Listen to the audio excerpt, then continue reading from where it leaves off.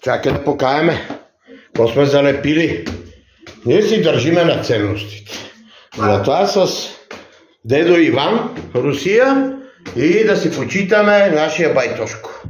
Байтошо. Другарят Тодор Живков. Държавен и партиен ръководител 56-89. Ето. Като влизам в спалното отделение горе, ето. Подкова за здраве и късмет, Байтошо. И над бетиме кревата Сталин. Тя е по-крайна. Тя е вече към сталинизъм. Аз съм по-либерален. Така политически коректно казвам. Аз не съм баш толкова. Аз съм ръководил българска държава повече от 30 лет. Винаги съм знал, че рано или късно при живе или години след моята смърт народът ще оценява моите действия. Ела, така си. Така е, Байтошо. Така е. Чакай да спрем след кавиците. Ето го. Така. Как ме гледа? Така ме гледа строго.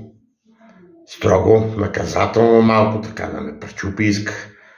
Значи съм мързал по думите на майка ми, че не работим. За мен целият свет работил, само аз не съм. За мен работа не е мало. Така казва. До ден днешен е това.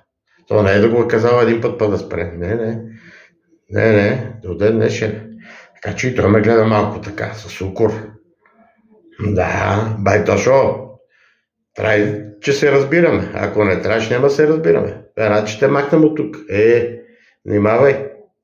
Внимавай, не си позиция, няма силни карти.